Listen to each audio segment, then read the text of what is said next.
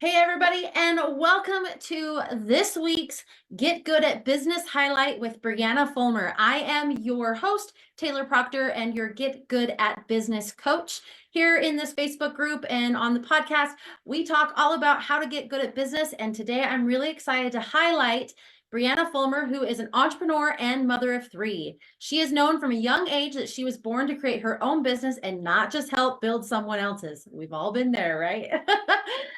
Started her initial business as a realtor in 2017, but after personal tragedy last year, she has taken some time off of real estate to focus on building her nonprofit business to support families in the NICU. She specifically focuses on connecting with families that have received a pre-birth diagnosis for their child and assisting them in connecting with the best possible medical team for their child's condition. By doing that through her nonprofit and business called the Reagan Valeria Foundation, she's helping people and families all over. So from her personal experience, her and her family were heartbroken to witness the negative side effects of the healthcare system and learn that not all doctors are the same. Especially when diagnosed with a rare condition, it's pertinent to find a specialist. Oftentimes, this is a time-consuming and costly, but also necessary thing.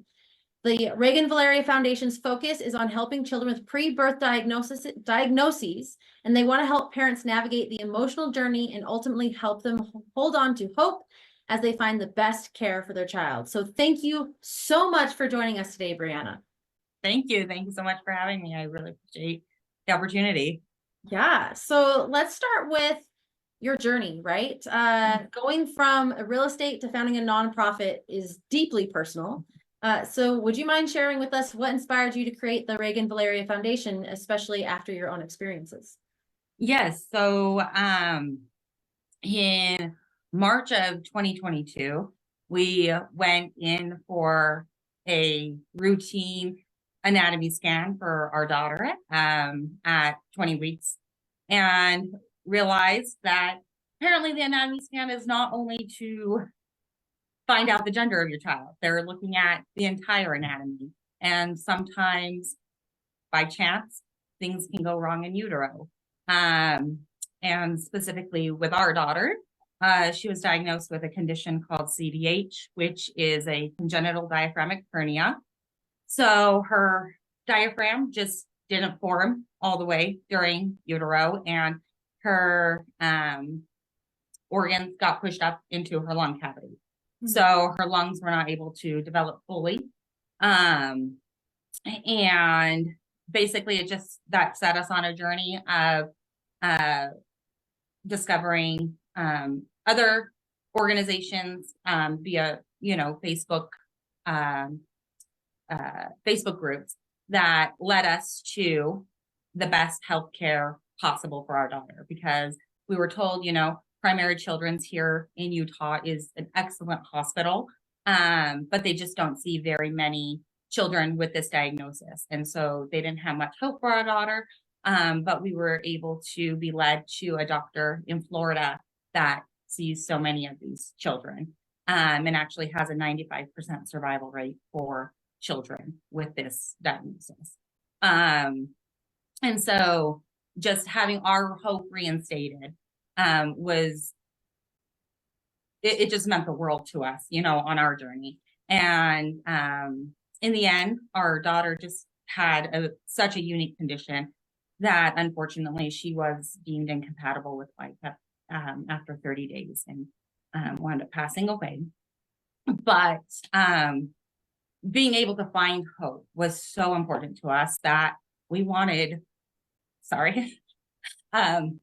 we just wanted her spirit to live on and provide that hope to other parents who get a pre-birth diagnosis of any sort.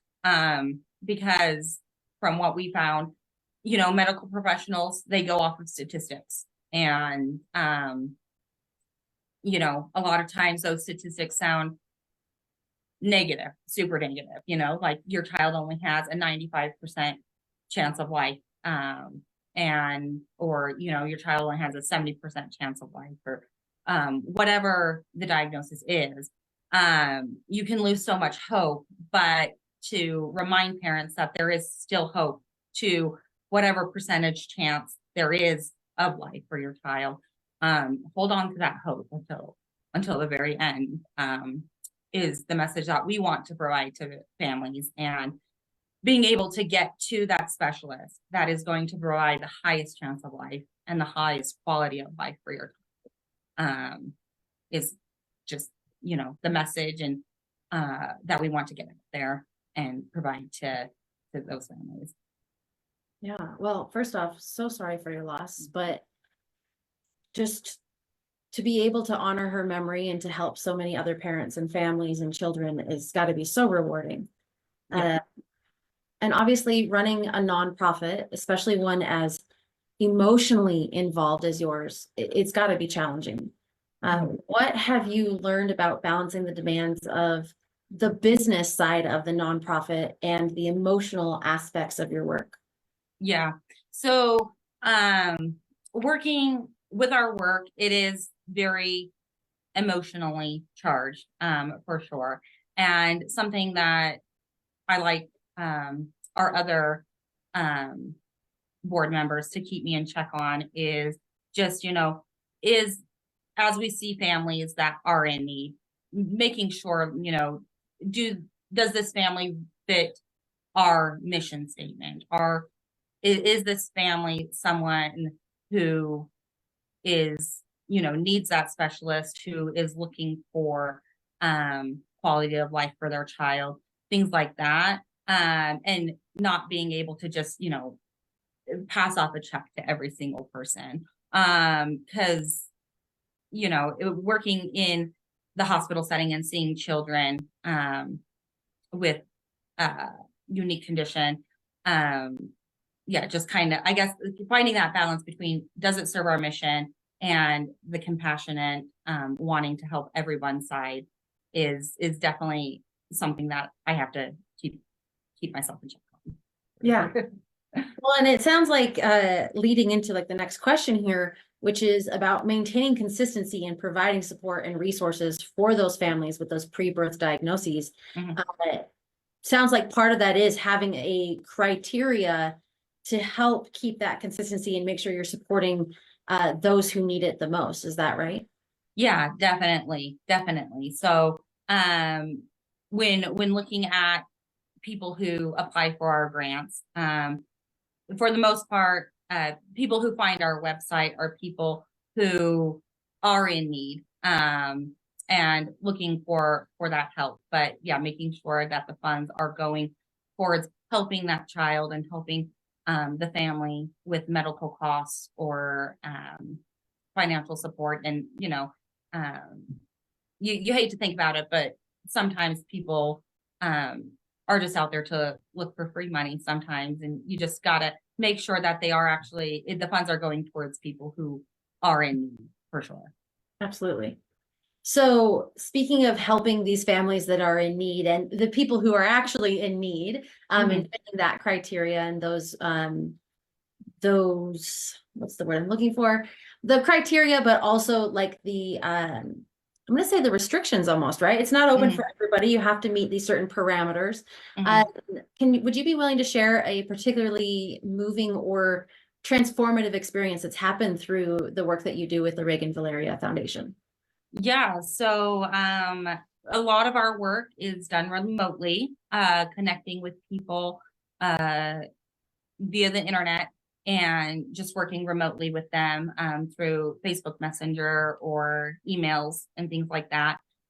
Last year, we did have the opportunity to work with a Utah family. So we have worked with several Utah families, just to be clear, but we've transported them to this specialist that I've talked to you about in Florida. This particular family, though, they came from a rural town in Utah. And so they were being treated at Primary Children's Hospital. And we actually got to meet with them in person, and found out before the baby was born, just that she was so unique that it was highly unlikely she was going to have a long life. And so we helped this family, start to create memories while the baby was still in utero. So we were able to set up a maternity photo shoot for them. So they have beautiful photos of them, while she was pregnant. And then also connected them with another organization called Now I Lay Me Down to Sleep, which is an organization that provides photos for families once the baby has passed away. Because that's just, having that time with your child and being able to create photos of your child, even if it's, after they've passed, is just so important, especially if your time with them is short. And so, yeah, just being able to work and get to know this family in person and help them to create those memories with their daughter before she was born was a very unique experience, and hopefully, very cathartic for the family too. Right. So that's amazing. Yeah. So what are your future goals for the Reagan Valeria Foundation, and how do you plan to expand or evolve its impact for families and the healthcare system? Yeah. So right now we do largely focus on children with the CDH, just because those are the people we're connected with right now. And so I do want to expand and eventually get to the point where we can work directly with, hopefully, the fetal center at Primary Children's Hospital, where we can be a resource for parents as soon as their child is diagnosed with anything. And just, helping them hold on to that hope, like I said, because just getting a unique diagnosis for your child, it can be so devastating. It can put you in the depths of despair, and being able to find hope is, even if it's, just a small ounce of hope, but that you can either, just make a plan of some sort, whatever direction, depending on how severe your child's condition is. Being able to help them create a plan, I think, is so important. So our hopes are to eventually be able to work with the fetal center at Primary Children's Hospital. And then just connect with our local community as well. So, we're in the works of just creating partnerships with our local communities, churches, just like resources of where people might reach out when they receive a diagnosis like this, so that they can connect with us and we can develop those personal relationships and help them find, at least help them find more resources, because we don't have all the answers, but help them navigate to where they can find additional resources for what they need.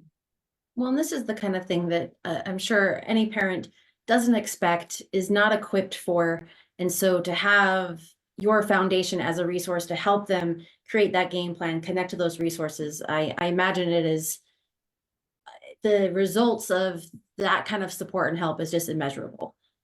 Well, thank you. Yeah. And that's just what that's our goal, is to, it's something that you never expect. And I feel like I was very fortunate in the support system that I had. And the unfortunate thing is not everyone has that support system, and not everyone knows how to navigate that, so family members, friends, if you tell them, your child has a unique diagnosis, they don't know how to navigate that themselves. They don't know, like, I guess, how much to talk about it, how much not to talk about it, things like that. And so just being able to provide those resources for, I guess, a safe place for the families to come and express what they need and make that plan. But then, I guess, going back to your question of our future goals for the Reagan Valeria Foundation, I also want to somehow create a resource on how to communicate to family members and friends what to do in this situation. How best can you support someone who's going through this? Yeah, I love that. So how can we, as the listeners and watchers of this incredible interview with you and hearing about your amazing organization, how can we help and support? Yeah. So I think, the best way to help and support is, if you know anyone going through this, if you know anyone who has a pre-birth diagnosis or who is currently experiencing a long NICU stay, for any reason, feel free to go to our website. We have grants. So our grants are for relocation. So if you're relocating from one hospital to another, and then also we have, sorry, I'm trying to remember exactly what they're called. So the relocation rehospitalization, which is when a child who has been in the NICU or who has had their pre-birth diagnosis needs to go back into the hospital for any reason. And then we also do work with bereaved parents as well. So we have a bereaved parents grant as well. If unfortunately, you know, the unthinkable happens and you have to try to navigate life without your child. Yeah, you know, obviously nothing can console that, but we do want to try to help with the medical costs or funeral costs that are associated. Okay, well, Yeah. that's amazing resources, and I think that we all can keep that top of our mind as we continue to go forward. So, Brianna, thank you so much for being willing to chat with us today and for sharing the mission and the message and the purpose and the hope of the Reagan Valeria Foundation. Definitely. Well, thank you so much for having me. I really appreciate it. Awesome. Well, everyone, this wraps up another one of our Get Good at Business highlights. Stay tuned and active in the Facebook group. We'll have many more of these to come. But in the meantime, let's all continue to work hard to get good at business and to see our businesses thrive. Thanks so much.